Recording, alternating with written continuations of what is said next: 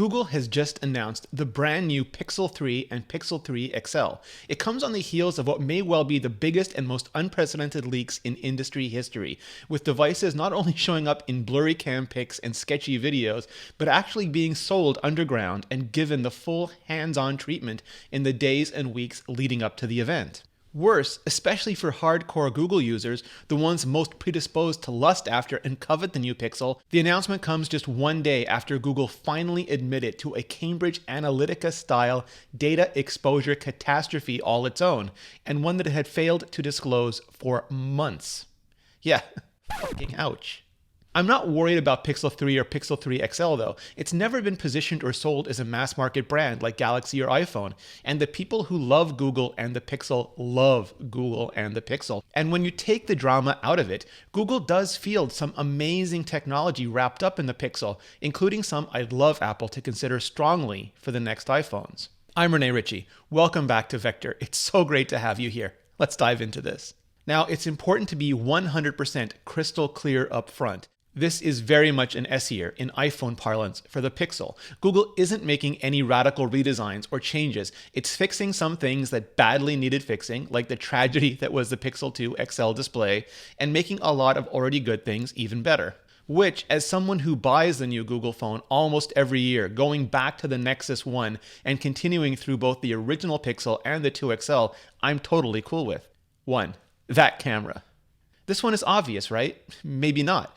Google has always had one of the best cameras in the business. Many would argue the best camera in the business, despite not having the best camera hardware. Not that it's been bad hardware, it's just never been standout. Big sensors, good lenses, all that, but the original lacked optical image stabilization, the second lacked dual cameras, and the third hasn't done much to address anything on the optics side. Because, for Google, it's always been more about the AI bits, both in software and the now fully operational Pixel Visual Core. Apple's going to field a single camera on the back of the upcoming iPhone XR. So once I get a chance to shoot with both of them, it's going to be really interesting to see what the respective computational photography teams have been able to deliver. And that might be trickier to judge than you think, given what the astonishingly talented Jonathan Morrison pulled off earlier this week, trolling pretty much the entire Pixel selfie community with iPhone XS selfies. Make sure you check out that video, it's perspective shattering. Okay, so what looks interesting on the Pixel 3 and the Pixel 3 XL side is night mode, where, like HDR, it takes a ton of exposures, but instead of trying to get maximum dynamic range, it tries to pull out the best, most detailed picture possible from all that darkness. It also uses optical image stabilization to collect more data and produce better quality images when digitally zoomed in. iPhone can already do optical zoom up to 2x, but anything that would improve greater than 2x digital zoom would be a huge win. The crazy part here, of course, is that Google could ship all of this for iPhone or Galaxy phones or any phone tomorrow if they wanted to. Because so much of what's being done is software, Google could ship a new camera app for iOS and Android that exposes almost all of the Pixel tech for almost any user. I mean, one look at the new Halide for iPhone app shows you just how much is accessible to everyone now. That Google isn't doing that is super fascinating, especially since it would give them a much bigger and more compelling data harvesting pipe to stick right in front of Google Photos. Tragically or heroically, I can't tell which yet, while Google has been steadfast in not adding a second camera to the back of the Pixel, it's added one to the front this year.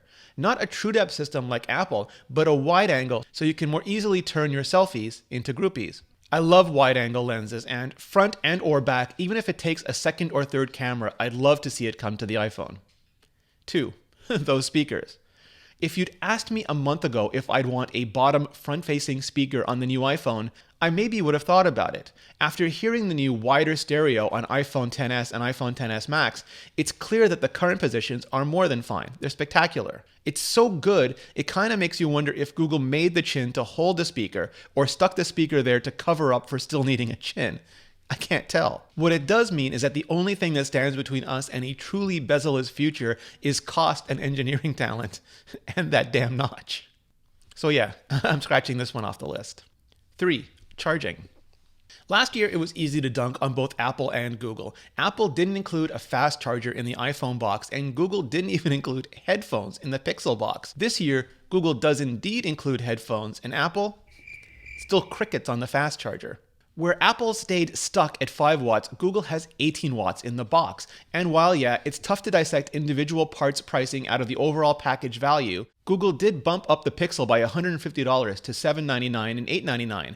Apple starts iPhone XS at $999 and $1099, and going to 12 watts with Apple will cost you $19. And 30 watts, $49, plus a $35 Lightning to USB-C cable. Speaking of USB-C, it's still thicker than Lightning, and we're still heading towards a wireless world, but if we're not getting there soon and quickly transferring future video formats like 4K HDR 60 frames per second, never mind 8K, might still make more sense over wires, USB-C in the box on one or both ends starts to make the kind of sense that does, especially if Apple, as rumor has it, is switching iPad Pro over to USB-C this year. There's this other aspect of the Pixel 3 and Pixel 3 XL that sounds interesting. The back glass is etched with a fine texture that makes it feel and grip more like metal. At least that's what my colleagues at Android Central who've had the chance to go hands-on with it have said. iPhone 8 and to a similar extent iPhone 10 and iPhone XS aren't like Nexus 4 slippery, but they're closer to that than any aluminum-backed iPhone I can remember. If Apple could figure out a way to increase the frictional coefficient of the back iPhone glass, I'd be super happy. Number 4. Anything else? Nope, much to my astonishment and shock, that's about it this year. S is gonna S, right? Both the Pixels and the iPhone XS have 4GB of RAM, so it's what they managed to do with it that'll count. Pixel goes up to 128GB of storage and iPhone XS 256 or 512GB, but Google often offers more data harvesting subsidized cloud storage. So digital pack rats can maybe offload some via upload, if you still trust Google servers, that is.